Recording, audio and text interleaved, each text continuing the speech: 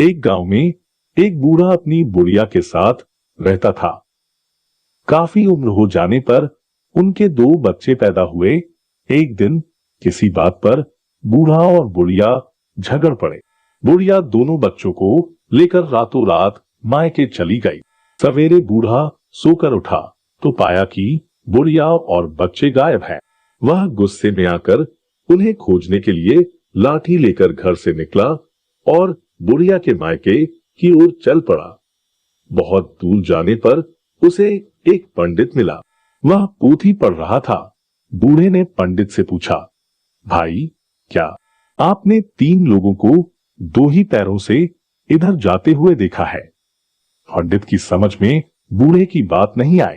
उसने बहाना बनाकर कहा, मैं जिंदा आदमियों से क्या बात करूं, और देखूं, मैं तो मरे हुए लोगों से ही बात करता हूं, इसलिए मैं किसी को जाते हुए नहीं देख सका।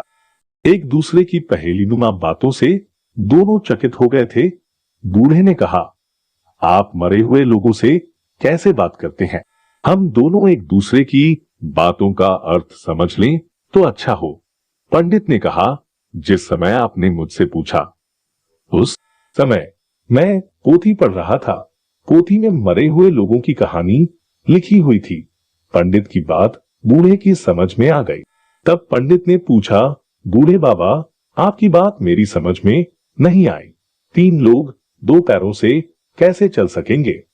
यह कैसे संभव है? बूढ़े ने बताया, मेरी स्त्री अपने एक बच्चे को गोद में और दूसरे को पीठ में बांधकर चली गई है। पंडित ने बूढ़े की बुद्धि पर विस्मित होते हुए सोचा कि इसने ठीक ही तो कहा। दोनों का विस्मय मिट गया। पंडित को प्रणाम करके बूढ़ा आगे बढ़ गया, अपनी पत्नी और बच्चों को अपने घर लौटा लाया और आनंद पूर्वक रहने लगा।